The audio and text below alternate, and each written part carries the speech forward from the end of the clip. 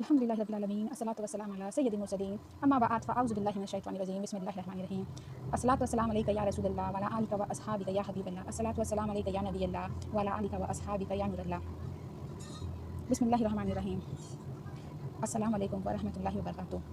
اذان تو ہم روز ہی سنتے ہیں، دن میں 5 مرتبہ سنتے ہیں، لیکن اذان کی آواز کانوں میں آنا اس کے پیچھے بھی ایک وجہ ہے۔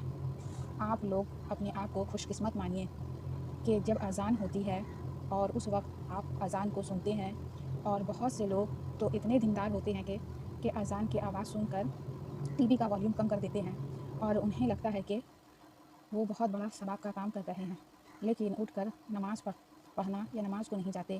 بہت سے لوگ اذان ہوتے وقت اپنے آپ کو کسی کام میں مشغول رکھتے ہیں، کسی سے باتیں کرتے ہیں یا اذان پر دھیان نہیں دیتے، یا پھر جو کام کر رہے ہوتے ہیں اسی میں مگن ہوتے ہیں۔ دوستو، میری پیاری بہنوں، میری پیاری اسلامی ماں بہنوں، ہماری اس وجہ سے ہماری زندگی پر کیا فرق پڑتا ہے، اور اذان کے وقت میں کچھ ایسے کام ہیں جو اگر ہم کر لیں تو ہماری زندگی مالا مال ہو جائے گی۔ پورے دن میں صرف ہم لوگوں کو ایک چھوٹا سا کام کرنا ہے، اور وہ کیا ہے ہم آپ کو آگے اس ویڈیو میں بتائیں گے۔ اس سے ہم سب کی زندگی بدل جائے گی۔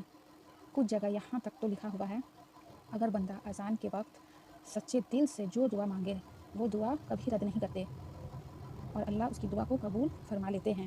اب نہ جانے کتنے لوگ ایسے ہیں جو نہیں جانتے کہ اذان کے وقت ہمیں کیا کرنا چاہیے۔ اور پیاری بہنوں، ہم سب کو پتہ ہے کہ اذان جیسے ہوتی ہے، اگر ہم اذان کے ساتھ ساتھ اذان کو دہراتے ہیں، لیکن اس میں بھی بہت سے لوگ غلطیاں کرتے ہیں۔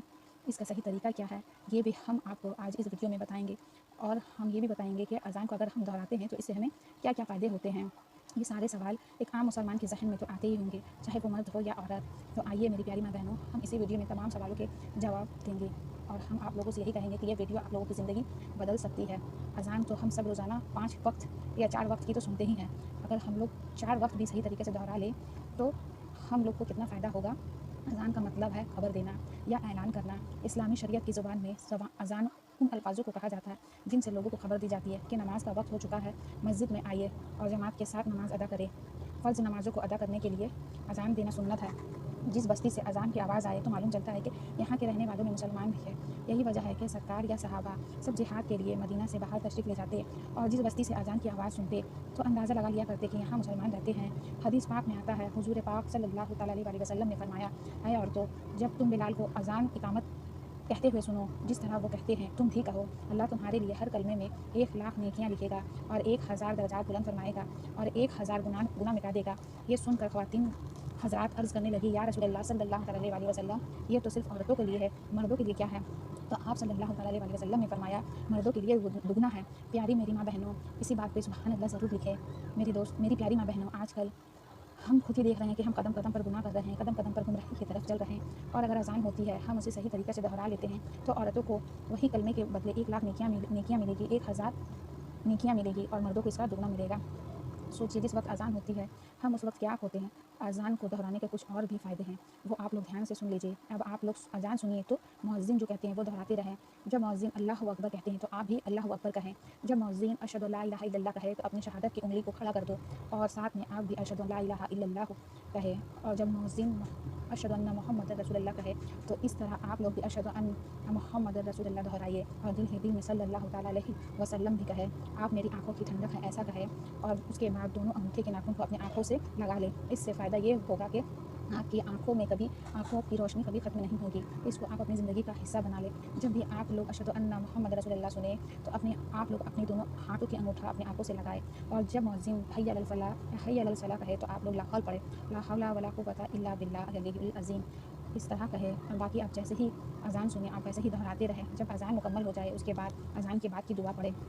اذان کے بعد کی دعا یاد نہیں ہے تو اذان کے بعد کی دعا یاد کر لے، اور اسے ضرور یاد کر کے پڑھیں۔ اذان کے بعد مانگی گئی دعا کبھی رد نہیں ہوتی۔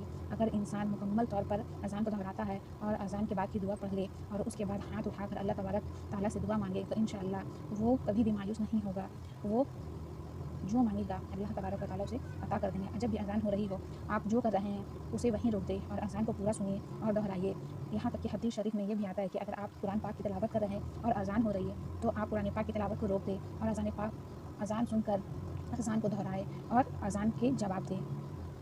صلو علی الحبیب صلی اللہ تعالیٰ محمد۔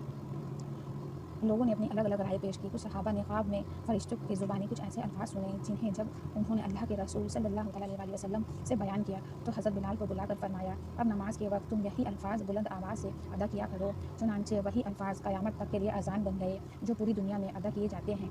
हज़रत मुआविया रज़ी अल्लाह तआला अन्हु का बयान है कि मैंने अल्लाह के रसूल मोहम्मद सल्लल्लाहु अलैहि वसल्लम को फरमाते हुए सुना है कि क़यामत के दिन अजान देने वालों की गर्दनें सबसे ऊंची होंगी। इस बात से पता चला कि ये लोग दुनिया में अजान पढ़ा करते थे। अल्लाह की तरफ से अजान पढ़ने वालों के लिए बहुत बड़ा एजाज़ होगा। इसी तरह एक और हदीस में आया है कि मुअज्जिन यानी अजान देने वाले की आवाज़ जहाँ तक पहुँचती हो वहाँ तक की सारी चीज़ें जैसे इंसान, जिन और दूसरी मखलूक सभी क़यामत के दिन उसके ईमान की गवाही देंगे।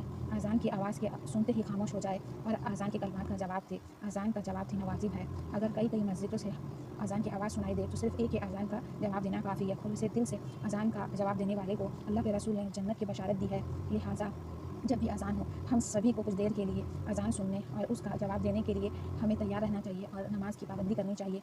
हज़रत अबू हुरैरा रज़ी अल्लाह तआला अन्हु से रवायत है कि नबी सल्लल्लाहु अलैहि वसल्लम ने फरमाया, अगर लोगों को अजान और पहली सफ़ के अज़्र व सवाब का इल्म हो तो और अगर उन्हें कुरानदाजी का भी इल्म करना हो और कुरानदाजी करना हो तो खुद कुरानदाजी भी करे। हज़रत अबू बकर सिद्दीक़ रज़ी अल्लाह तआला ने खुद हमें फरमाया कि मैं देखता हूँ कि तुम बकरी और जंगल को तो पसंद करती हो। जब तुम अपनी बकरी या जंगलों में हुआ करो तो नमाज के लिए अजान कहो और खूब बुलंद आवाज़ से कहो, क्योंकि मुअज्जिन के अजान को जो भी जिन या इंसान या दूसरी मखलूक सुनेगी वो क़यामत के रोज़ उसके लिए गवाही देगी।